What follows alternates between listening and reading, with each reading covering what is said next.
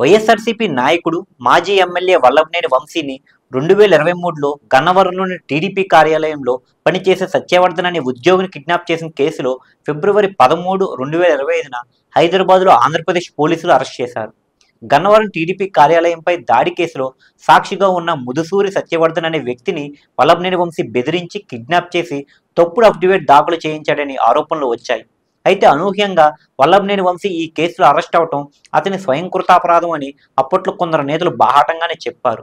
అయితే ఇప్పుడు వంశీకి ఈ కేసులో బెయిల్ వచ్చినా ఇంకా జైల్లోనే ఉండాలంటున్నారు. గన్నవరంలోని టీడీపీ కార్యాలయంపై దాడి చేసిన కేసులో వంశీ నిందితుడు.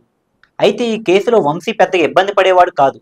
కానీ ఈ కేసుకు తనకు సంబంధం లేదని చెప్పడానికి చేసిన ప్రయత్నం బెడిసికొట్టి కిడ్నాప్ కేసులో అరెస్ట్ అవడం జరిగింది. టీడీపీ కార్యాలయంపై దాడి చేసిన కేసును పెట్టిందే సత్యవర్ధన్. అయితే వల్లభనేని వంశీ తొందరపాటు చర్యలతో సత్యవర్ధన్ని కిడ్నాప్ చేసి అతనితో కోర్టులో తనకు ఈ కేసుతో సంబంధం లేదని చెప్పించాడు.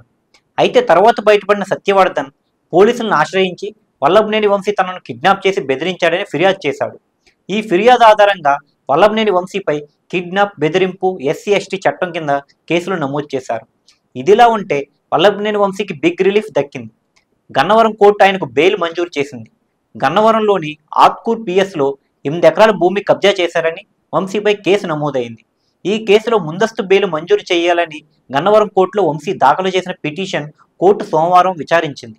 ఈ కేసులో పోలీసులు వేసిన కస్టడీ పిటిషన్ను డిస్మిస్ చేస్తూ వంశీకి బెయిల్ మంజూరు చేసింది. గన్నవరం PS లో 8 ఎకరాల భూమి కబ్జా చేశారనే ఆరోపణలతో వంశీపై నమోదైన కేసుల్లో ముందస్తు బెయిల్ మంజూరైనప్పటికీ వంశీ జైలు నుంచి బయటకు వచ్చే అవకాశాలు లేవని తెలుస్తుంది.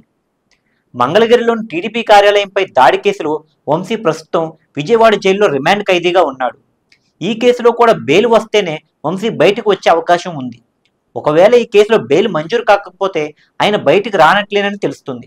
అయితే వల్లభనేని వంశీకి బెయిల్ వచ్చిందనే ప్రచారంతో ఆయన ఇంటికి వైసీపీ శ్రేణులు, అభిమానులు భారీగా తరలివచ్చారు. అసలు విషయం తెలియడంతో వారంతా కంగు తిన్నారు.